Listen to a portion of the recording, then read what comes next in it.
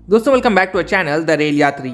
हमेशा ये प्रॉब्लम सबके साथ होती है कि ट्रेन में टिकट मिलता नहीं है और जब टिकट नहीं मिलता है आदमी सोचता है कि हम जनरल टिकट लेकर ट्रेन में चढ़ने की कोशिश करेंगे जहाँ से ट्रेन चल रही हो। जब जनरल टिकट लेकर ट्रेन में चढ़ने की कोशिश करने जाते हैं तो देखते हैं कि ट्रेन पूरी पैक है। अब मजबूरी में स्लीपर में चढ़ना होता है और स्लीपर में चढ़ने के वक्त हमेशा यही सोच रहती है कि कहीं हमसे ज़्यादा पैसा ना ले लिया जाए। रेलवे के नियम क्या हैं ये सब हमको पता होना चाहिए। खैर ऐसी सिचुएशन हमेशा जब त्योहारों का सीज़न आता है या फिर गर्मियों की छुट्टियां होती हैं या किसी को इमरजेंसी में कहीं जाना है और ट्रेन का चार्ट बन चुका है तब लोगों के सामने आती हैं। आज के इस वीडियो में हम लोग ये समझेंगे कि अगर आप जनरल का टिकट लेकर स्लीपर में यात्रा करते हो या फिर जनरल वाला टिकट लेकर एसी में यात्रा करने जाते हैं किसी भी मजबूरी के कारणवश, तब आपको कितना एक्स्ट्रा पैसा देना पड़ेगा या फिर कितना आपको जुर्माने के तौर पर देना पड़ेगा और किस तरीके से आप बिना किसी प्रॉब्लम के जनरल का टिकट लेकर एसी या फिर स्लीपर में यात्रा कर पाओगे। आइए हम लोग इसके बारे में समझ लेते हैं। दोस्तों एक बात और, रेलवे के सारे नियम जो होते हैं वो सभी रूट्स पर वैसे ही लागू रहते हैं। फिलहाल हम लोग हमारे भारत का कोई भी एक रूट ले लेते हैं, जैसे कि मान लीजिए पटना से मुंबई का रूट ले लेते हैं और किसी को इमरजेंसी में या अर्जेंट में या फिर भीड़ भाड़ के माहौल में जनरल का टिकट लिया है लेकिन अब स्लीपर में यात्रा करना चाहते हैं तो उनको कितना जुर्माना या फिर कितना एक्स्ट्रा पैसा देना पड़ेगा या कितना बजट लेकर चलें वो समझ लेते हैं।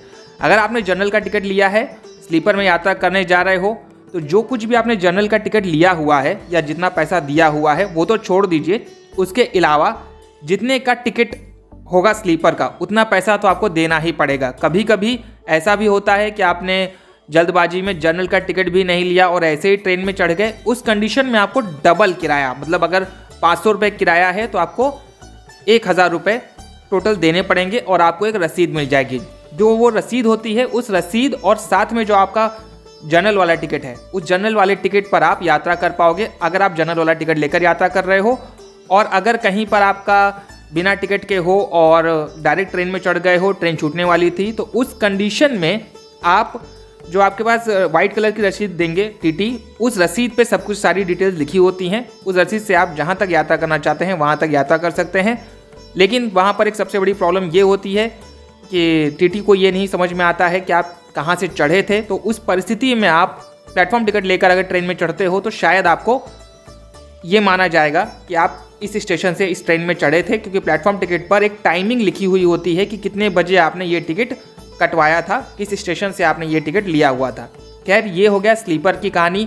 अगर आप जनरल का टिकट लेकर एसी में यात्रा करने जा रहे हो, स्लीपर में भी भीड़ भाड़ है और एसी थोड़ा खाली है और वहाँ यात्रा करने जा रहे हैं, तो वहाँ पर भी यही लागू होगा।